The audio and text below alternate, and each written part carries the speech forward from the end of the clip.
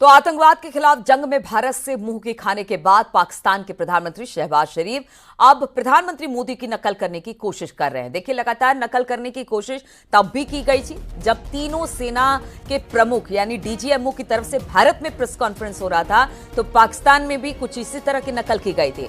अब कल जब प्रधानमंत्री आदमपुर एयरबेस पहुंचे नरेंद्र मोदी, तो उसके बाद आज देखिए शहबाज शरीफ भी ये दिखाने की कोशिश कर रहे हैं कि सब कुछ ठीक है। प्रधानमंत्री मोदी की नकल करने की कोशिश उन्होंने की है। कल वो सियालकोट स्थित पसरूर छावनी पहुंचे और वहां पर सैन्य अधिकारी और सैनिकों से बातचीत की। ये वही सैन्य अड्डा है जिसे भारत ने ध्वस्त कर दिया था। शहबाज के दौरे के समय जारी तस्वीरों में एयरबेस के किसी भी हिस्से को नहीं दिखाया गया है। इस मौके पर शहबाज ने अपनी बचकानी हरकत से बाज नहीं आए और एक टैंक पर खड़े होकर भारत के खिलाफ जमकर जहर उगला। लेकिन जिस जगह से वो बोल रहे थे वो क्षतिग्रस्त हवाई क्षेत्र से बहुत दूर था। भले ही वो टैंक पर चढ़कर बोल रहे थे, लेकिन उनके चेहरे पर टेंशन साफ दिखाई दे रही थी। तो देखिए, कल तो प्रधानमंत्री नरेंद्र मोदी जब पहुंचे तो उनके पीछे फाइटर प्लेन भी दिखाई दे रहा था, क्योंकि ये वही आदमपुर था जहां पर पाकिस्तान की तरफ से कहा गया था कि उसके रनवे को क्षतिग्रस्त कर दिया गया है, एयरबेस क्षतिग्रस्त कर दिया गया। लेकिन फिर भी प्रधानमंत्री के पीछे फाइटर प्लेन दिखाई दे रहा था। लेकिन यहां पर शहबाज टैंक पर खड़े होकर भारत के खिलाफ जहर उगलते दिखाई दिए।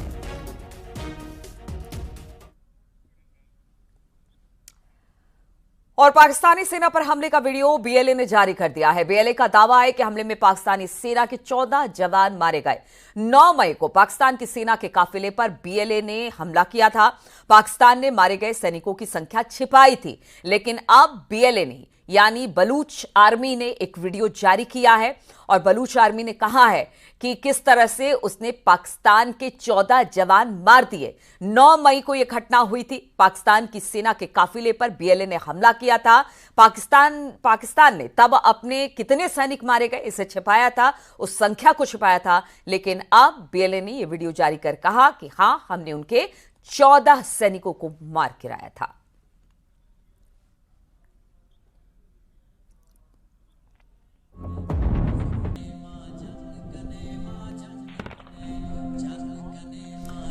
तो बीएलए की तरफ से ये कार्रवाई की गई थी, जहां पर जो सेना के जो एक जीप थी, सेना की जीप थी जो कि उसको उड़ाया गया था और बताया गया था कि इसमें 14 पाकिस्तानी सोल्जर मारे गए थे। लेकिन पाकिस्तान ने इस बात को डिनाई किया था। लेकिन अब एक वीडियो जारी कर बीएलए ने ये क्लियर और साफ कर दिया कि 14 पाकिस्तानी जो सोल्जर थे वो मारे गए इस ऑपरेशन में। अब बात ऑपरेशन सिंदूर की करें तो शानदार सफलता के बाद देश भर में अब तिरंगा यात्रा निकाली जा रही है। रामनगरी अयोध्या में भी बीजेपी ने तिरंगा यात्रा निकाली और ये तिरंगा यात्रा सेना के जवानों के हौसला अफजाई के लिए निकाली गई। तिरंगा यात्रा में बीजेपी के पूर्व सांसद लल्लू सिंह, अयोध्या के विधायक वेद प्रकाश गुप्ता, समाजवादी पार्टी के बागी विधायक अभय सिंह शामिल हुए। तिरंगा यात्रा में बड़ी तादाद में महिलाएं भी शामिल हुई हैं।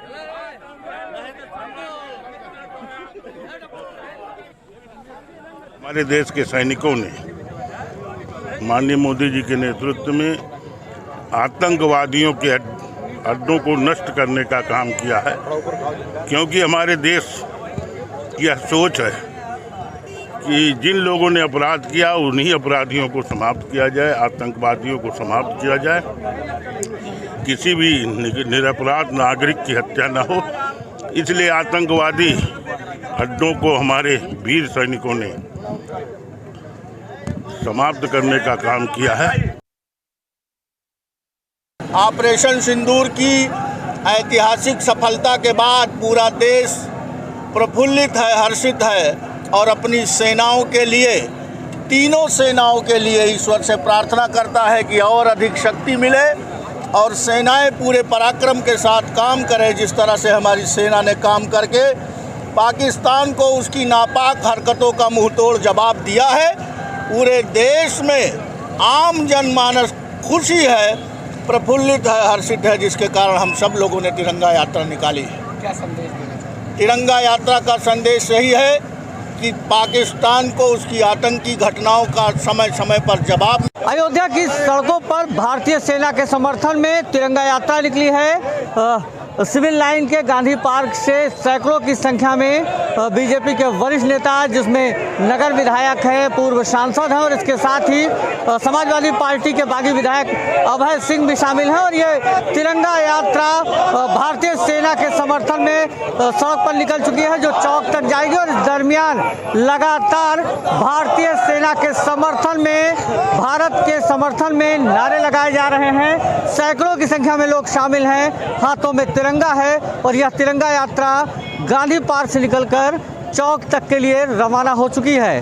कैमरा पर्सन सर्वेश के साथ निमिष गोस्वामी, न्यूज़ 18 अयोध्या।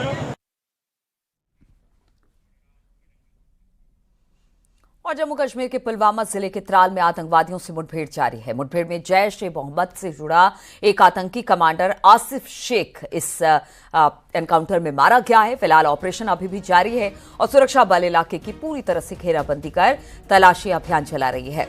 माना जा रहा है कि कुछ और आतंकी अब भी इलाके में छिपे हो सकते हैं।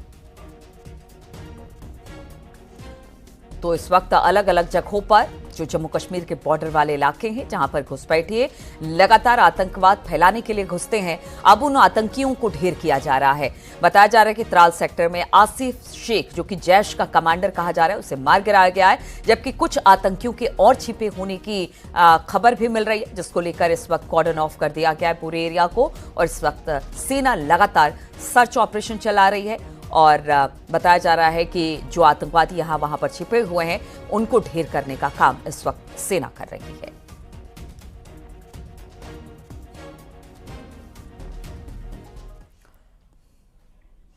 और अब बात उत्तर प्रदेश की करें तो प्रदेश में भी जगह जगह पर पुलिस बदमाशों पर कहर बनकर टूटी है। नोएडा, आगरा, झांसी, बदायूं, फिरोजाबाद, जौनपुर में एनकाउंटर हुआ है। नोएडा में थाना 24 पुलिस और बदमाश के बीच मुठभेड़ हुई है, जिसमें एक बदमाश गोली लगने से घायल हो गया। वहीं पुलिस ने उसे गिरफ्तार कर लिया। उधर आगरा की बात की जाए तो यहां पर भी मुठभेड़ में बदमाश के पैर भी गोली लगी। बदमाश साहिल ट्रैफिक पुलिस पर हमला करने के बाद फरार चल रहा था। उसे इलाज के लिए एसएन मेडिकल कॉलेज में भर्ती करा दिया गया है। बात झांसी की करें तो झांसी में हरियाणा के भिवानी के रहने वाले 2 शातिर बदमाशों से पुलिस की मुठभेड़ हो गई। इन बदमाशों ने एक बोलेरो गाड़ी चोरी कर ली थी। अपने साथी के साथ दोनों बदमाश गाड़ी लेकर फरार हो गए थे और इसी वजह से पुलिस के साथ इनकी मुठभेड़ हुई है। तो ये 6 तस्वीरें नोएडा, आगरा, झांसी, बदायूं, फिरोजाबाद, जौनपुर, जहां पर बदमाशों को चुन चुन कर पकड़ा जा रहा है।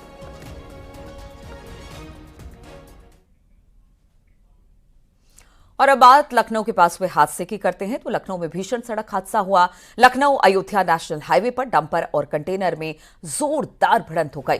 सड़क क्रॉस करते हुए मोरंग लदे डंपर पर पीछे से मोरंग से लदा कंटेनर टकरा गया। टक्कर के बाद कंटेनर के केबिन में आग लग गई। कंटेनर के ड्राइवर की जिंदा जलकर मौत हो गई, जबकि हेल्पर का अस्पताल में इलाज चल रहा है। हादसा चिन्हट थाना क्षेत्र के सेमरा गांव मोड़ के पास का बताया जा रहा है।